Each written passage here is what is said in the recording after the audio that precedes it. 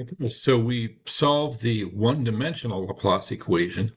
Now we're going to move to two dimensions. We can't really solve the Laplace equation in two dimensions. Professor once told me you can't solve partial differential equations. You can only convert them to ordinary differential equations, or you can solve them numerically. Okay, probably true. We're going to solve them numerically using a finite difference scheme. So a finite difference scheme, which is what's used in mod flow, which is kind of the major model, that groundwater model that's used. The author of the textbook's an expert in mod flow. That uses a finite difference scheme. And so what we do is we take the derivatives, which is an infinitely small difference, and we approximate it with a finite difference. So first of all, we divide our domain up into cells or dots representing those cells. We're going to actually do it in Excel. So you could think of each of these dots as a cell. And if I want to know the derivative at this point here, I can do that a couple different ways, or approximate it a couple different ways. I can make the forward difference. So the difference between this one and this one would be the forward difference divided by the change in x direction, the head at 4 minus the head at 3 over the delta x that I set up. I can make a backwards difference, make the head at 3 minus the head at 2 over delta x. And again, delta x would be, in this case, distance here between these two. Or I could do a central difference, this one minus this one, divided by twice delta x, this difference. And I can do that in x or y. For example, if, again, this one here, 3, 2 is the one I want to look at, let's call that ij. So the head at that point would be h sub I comma j. And then the ones around it are, and I'm setting this up so I'm going bigger going down and bigger to the left, or higher number down, higher number to the left. So this one would be at I, j. I is the x, j is the y.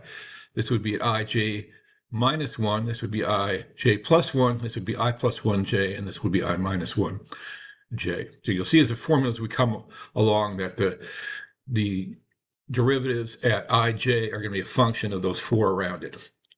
So the second derivative is a derivative of the first derivative, right? So we could represent it as this derivative here between I and I plus 1, and the difference between I and I minus 1.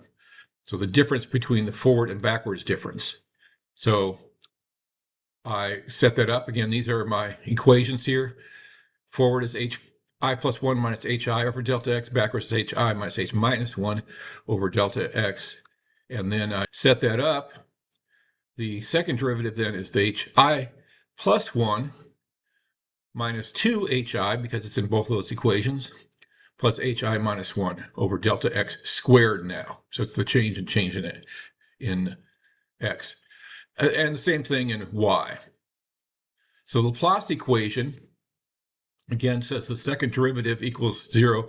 This little nomenclature here, it means the second derivative. So the second derivative of h in space, x, y, or z, or whatever, is equal to 0. So in two dimensions, we'll do x and y. The second derivative of h in x and the second derivative of h in y equals 0. Again, they don't have to both equal, each equals 0, but together they equal 0. So if I set that up with the formula I just did up here, I get this plus this equals 0. And I went ahead and filled in both the i's and j's for these. Now, if delta x equals delta y, and you don't always want that, and in fact, you usually don't want that. You want to focus in on the areas that you care about around a well or around a boundary or something like that. So you have changing delta x and delta y, and you can do it like that. And again, these are from the text. You can change them around. And the algebra is not that messy if we don't have them equal to each other, but let's say they are. So if delta x equals delta y, this bottom here equals this bottom here, so we can multiply it out and move both to the right-hand side. And then we just have the top there. And if we combine that, it turns out, after algebra happens, that h at one point, ij, equals the 4 around it. I plus 1j, I minus 1j, I, j plus 1, I, j minus 1, divided by 4. So we say the average of the 4 nearest neighbors, we call that. And so that just gives us a smooth transition. So the Laplace equation gives us smooth transitions. So that's the 4 nearest neighbors formula there. And we're going to use that a lot in our finite difference schemes. In this video, we're also going to talk through the finite difference homework. If it's not enough, let me know, and I might make an additional video for it, but I'll talk through the homework. I will also give you an Excel file to start with, and you'll have to fill it in. First problem here, create a finite difference grid with known heads, and we're given the x and y coordinates of that and the heads of that. Going back to, if we want to solve for the heads, we use our Laplace equation. So a logical way to do that would be to lay out my domain here in x and y and put my known values at those x and y values. And let me zoom in on this a little bit. So I'll put my 4 nearest neighbors equation in there. So this one, I'll say it's equal to, parentheses, the one above it, plus the one below it. I guess I did a different order in my notes, plus the one to the right side, plus the one to the left side, over 4. And then I copy that to everywhere else. I'll pause while I do that. Well, that took longer than I thought, but maybe you'll have a more clever way to do that. You know, see, I'll say 24, and then some here, there's something about circular references. Okay, because I guess they're all dependent on each other. So we're going to do something, and maybe this will already be done in the spreadsheet that I give you. If I go to, I'm going to go to File, More, Options, Formulas, and then I'm going to, instead of having it calculate automatically, I'm going to have it calculate manual, which then will calculate only when I hit F9. So I hit F9 to recalculate. And I'm going to do iterative calculation. So I'll make it do 100 iterations at a time, and it'll or iterate till I guess change between one and the next is 0.001. Because it's going to take a lot of iterations to get this. Hit OK. Now I can start to iterate. F9. There we go. So I hit F9 on mine, and you can see it start to iterate. And if I look at the graph here, it's looking kind of funky here, but it's starting to change. Oops, I accidentally had included the y distances on the one side. I corrected that now, so this should come back down as I start to reiterate on it. And I'm hitting F9 till it's not really changing anymore. All right, that does not look like a groundwater table to me. Something's funky about that. So what happened is that it's iterating around. It thought there were zeros out here. So what we're doing, these numbers, what we just did is that they held up the points in the sheet, and then everything else was left to drape down. So we got to do something different than that. We need some boundaries. We have different boundary conditions in the text. They go through that. The most common ones are constant head. So constant head just means that it's constant, the head is.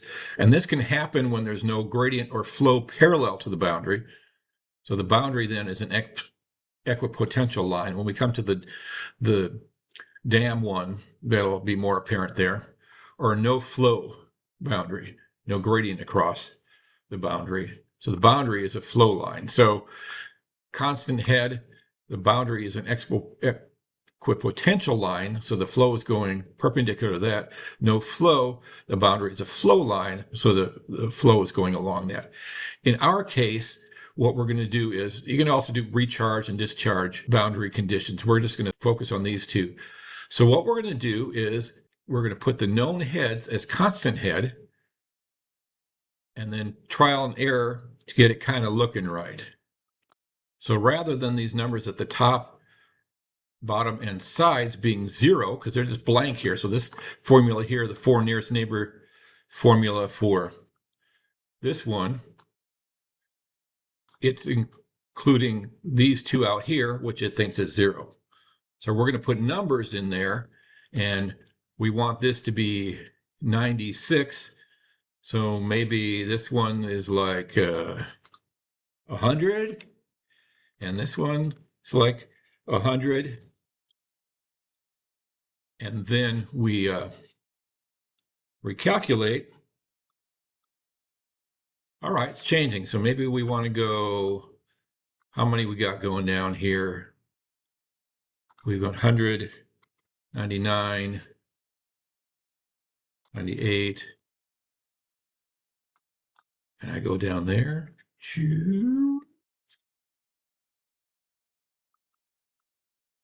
And do the same thing on here. And I'll do the other sides off camera. And I start hitting F9 to recalculate. It's recalculating. Getting smoother looking.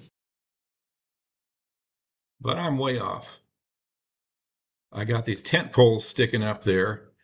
And it looks like I had to go too far down because we have a 106 at the back thing, and I had to go really low up there. So I was way off. So I kind of do this by trial and error, think through it, try to get numbers. So we're pretty close to the actual one. And I'll show you one here that's pretty good. So this one's really good, but you still have those tent poles there. So it's pretty good way to do it. But what you actually want to do, and I'll go back to my Word document, what you actually want to do is hold the sides of the sheet up, right? So it kind of hits those points there, but do not have those points as a constant head.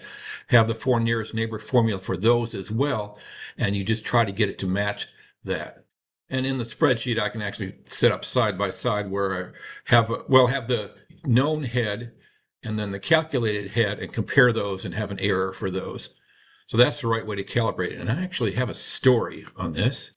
The year after I got my PhD at the University of Oklahoma, I was working for a company doing underground storage tank cleanup. So I mentioned before, doing risk assessments mostly. And I was also connected with the university there, and Professor Robert Knox asked me to be involved with him on a proposal for a follow-up or phase 2 of a groundwater study for what was that time in the planning of the Oklahoma City Riverwalk area. And so this firm did the initial phase 1 study and did groundwater modeling on that, probably mod flow, I think. And so we are putting a proposal to them to do phase 2. And I looked at their phase 1, and they had much worse than this. They had tent poles in their model, and they had some other problems too. And I thought they didn't do it right. Anyway, we submitted our proposal and proposed doing it right. And actually, hopefully this is long enough that those people aren't still around. But they actually took our proposal, and if I remember right, and don't sue me for libel if this isn't 100% correct, but they submitted it as their own work, and so we were kind of offended at that and cut us out of it. But then they got in trouble, and I don't know if they got their engineer licenses yanked or something, but some bad things happened. Again, if that's someone disputes that, I disavow all that. But anyway, I noticed right away these tent poles, thought they're not doing this quite right. You're pretty close. It's not terrible if you have little bumps like that, but what you really should do is set it up so that your whole domain is relaxed, as we say, or it has the formula for it, and matches the known. It's a little aside there. So the correct way to do it would actually be to have you can see it in here, the 4 nearest neighbors for the known points, and then try to hold up the boundaries so they match the known points as well as possible. So I'll stop there on this video and pick up the rest of it on the next video.